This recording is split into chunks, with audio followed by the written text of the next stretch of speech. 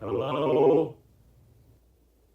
I've got a message for you, and you're not going to like it. Pray for death.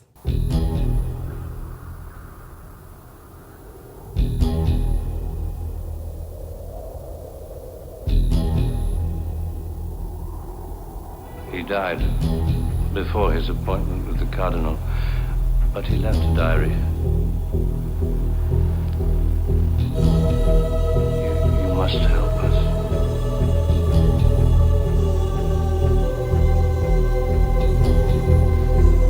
What is it? A secret that can no longer be kept. We must translate this book. You must prove it scientifically. Convince the outside world. The outside world doesn't want to hear this kind of bullshit. It's a little wild here. The father of Satan, a god who once walked the earth before man but was somehow banished to the dark side. Apparently the father buried his son inside the container. This was a section someone was trying to erase. Now later on here, Christ comes to warn us.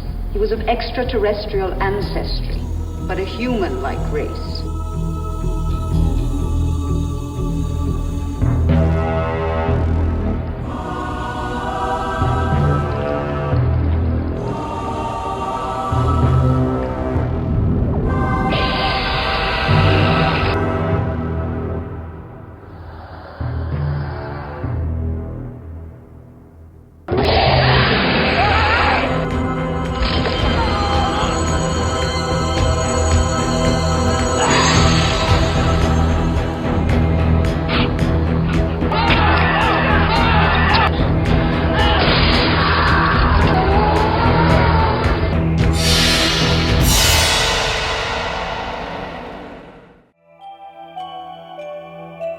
October of 1987, John Carpenter's Prince of Darkness hit the big screen. Produced on a very small budget of only $3 million, shot just over 30 days and was moderately successful on release, making about $14 million stateside. This was the second movie in what John Carpenter calls his Apocalypse trilogy, which begins with The Thing and concludes with In the Mouth of Madness. After the financial flop of Big Trouble in Little China, Carpenter returned to his low-budget roots. The movie was shot around LA, which is a popular choice of location for John Carpenter. The idea for the film came about as Carpenter had been researching theoretical physics and atomic theory. He recalled simply that, "I thought it would be interesting to create some sort of ultimate evil and combine it with the notion of matter and antimatter."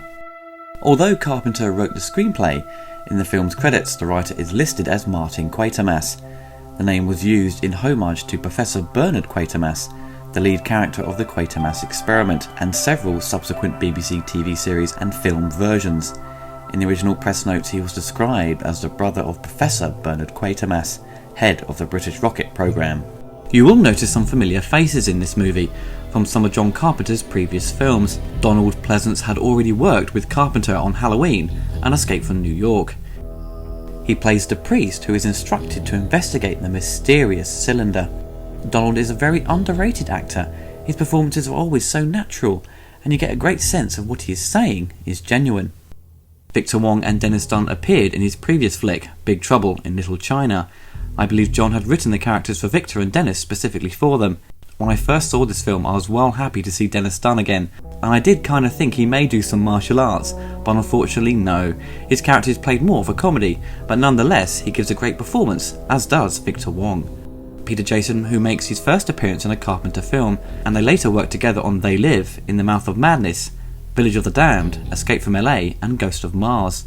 He also provides some light comedy, and it always makes me laugh when I hear his trumpet impressions.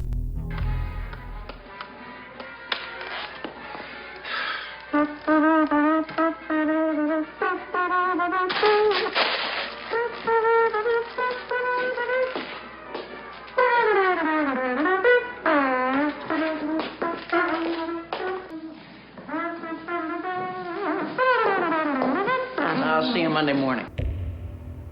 Executive producer Step Gordon was also the manager to singer Alice Cooper and suggested Cooper record a song for the picture.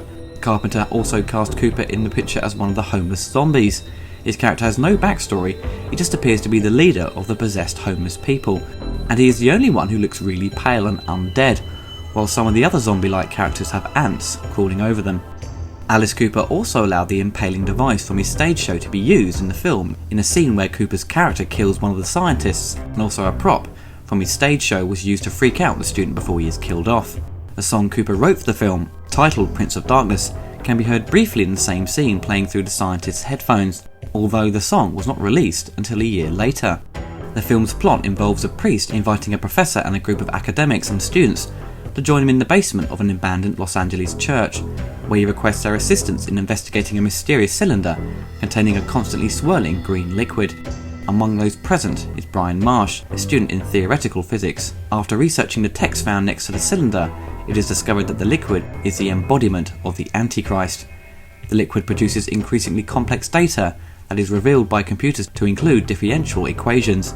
Over a period of 2 days, small jets of liquid escape the cylinder and begins to possess the group. Susan becomes the first to be infected.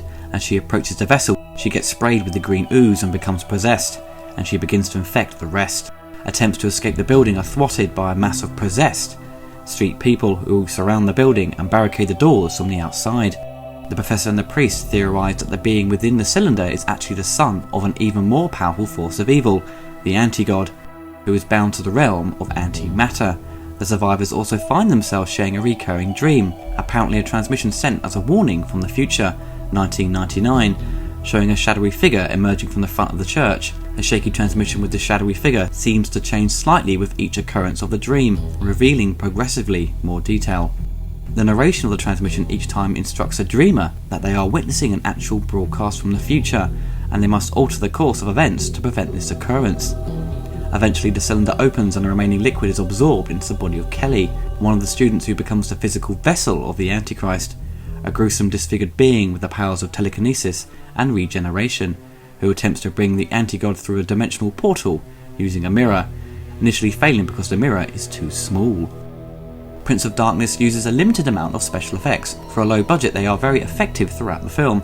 There are a few matte shots of the sun and moon aligning in the build-up to the demon awakening from the cylinder. For the scenes featuring the dimension opening up through the mirrors, they used mercury to create the effect. John Carpenter and his team emptied the mercury used in the camera cranes. They pulled it out and used fake arms and fingers to use for the transition shots, where the possessed woman Kelly tries to bring across the devil like God. Is it me, or does the devil-like hand look familiar to Tim Curry's visual design in Legend? The makeup on Kelly is really graphic and looks pretty gross. There are some great shots of Donald Pleasance chopping off Kelly's arm and then her head, but she just puts herself back together. For a low-budget flick, it's very impressive.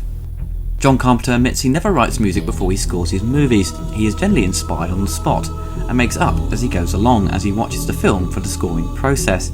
He always uses keyboards and has it hooked up to a 24 mix track.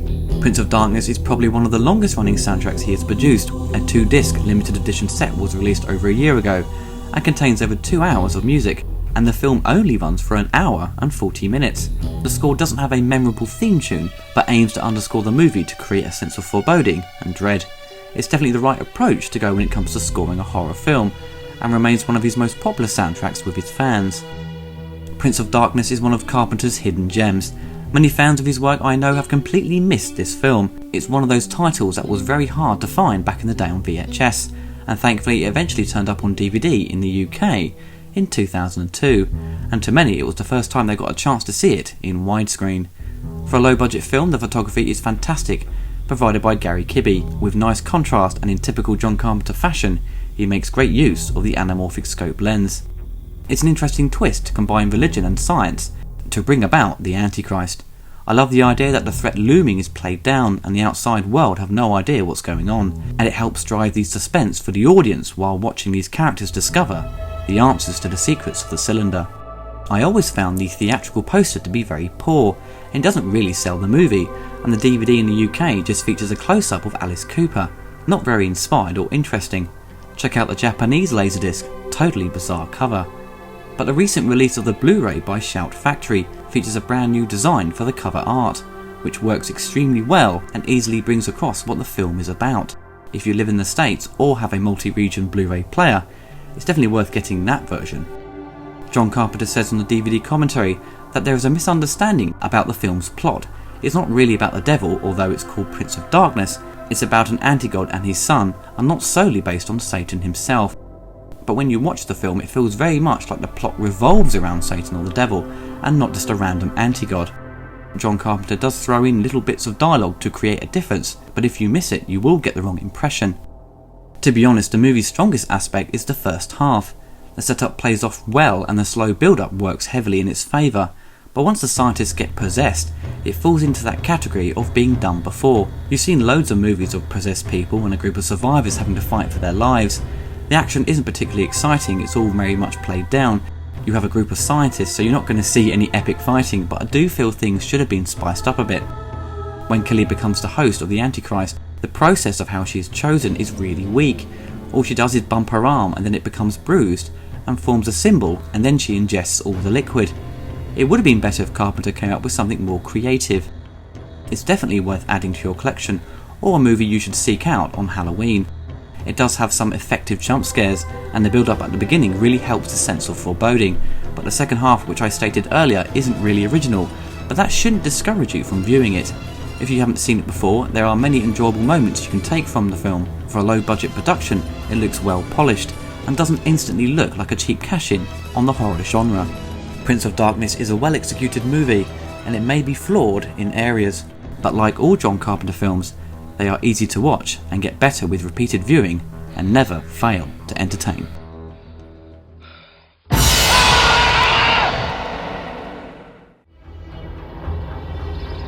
I've got a message for you, and you're not going to like it. Look at his chest.